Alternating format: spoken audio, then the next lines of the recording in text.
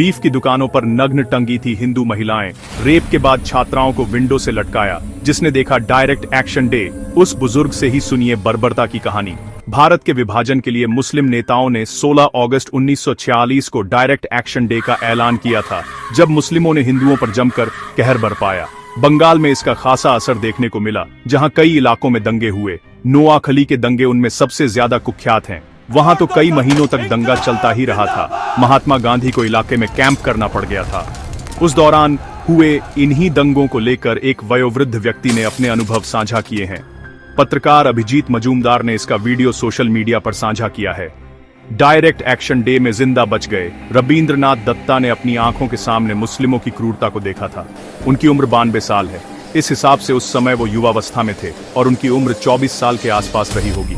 उन्होंने बताया है कि कैसे राजा बाजार के बीफ की दुकानों पर हिंदू महिलाओं की नग्न लाशें हुक से लटकाकर रखी गई थी। उन्होंने बताया कि विक्टोरिया कॉलेज में पढ़ने वाली कई हिंदू छात्राओं का बलात्कार किया गया, उनकी हत्याएं हुई और उनकी लाशों को हॉस्टल की विंडो से लटका दिया गया। रविंद्रनाथ दत्ता ने अपनी आंखों से हिंदुओं की क्षत विक्षत लाशें देखी हैं। जमीन पर खून की धार थी जो उनके पांव के नीचे से भी बहकर जा रही थी। इनमें से कई महिलाएं भी थीं जिनकी लाशों से उनके स्तन गायब थे। उनके प्राइवेट पार्ट्स पर काले रंग के निशान थे। ये क्रूरता की चरम सीमा थी।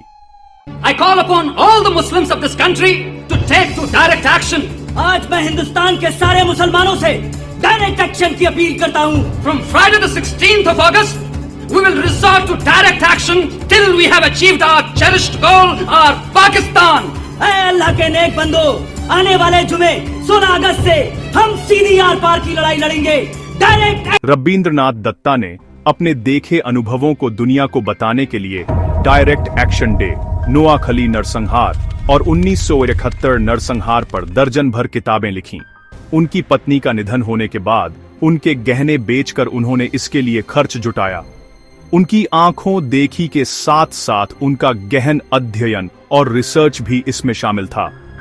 उनका कहना, अगस्त 1946 की घटना याद कीजिए। यहां बहुत सारे पुराने लोग बैठे हुए हैं। 16 अगस्त 1946 को बंगाल के अंदर एक मुख्यमंत्री था मुस्लिम लीग का, हुसैन शहीद सोहरावर्दी उसका नाम था। उसने 1.5 दिन के पौने 2 दिन के लिए पुलिस को छुट्टी दी और एक तरफा हिंदुओं का नरसंहार हुआ। 12,000 हिंदू औरतें बच्चे सड़कों पे, उनकी लाशें पड़ी हुई थी बस स्टैंड पे, रेलवे स्टेशन पे। और उसे आप इतिहास में जाएंगे, गूगल करेंगे, किताबें हजारों लिखी हुई हैं, कोई 100 साल पुरानी घटना नहीं है। उसे कैलकाटा किलिंग के नाम से भी जानते हैं, उसे डायरेक्ट एक्शन डे के नाम से भी जानते हैं। और उस दिन 17 अगस्त को 1946 में भी रमजान का महीना था, रोजे में थे लोग। इसलिए किया कि उन समझ गए थे कि भाई पाकिस्तान नहीं मिलेगा, इसलिए ये डायरेक्ट एक्शन हुआ। और उसके बाद में जो हुआ वो आपको सबको पता है। लेकिन अगस्त निकल गया।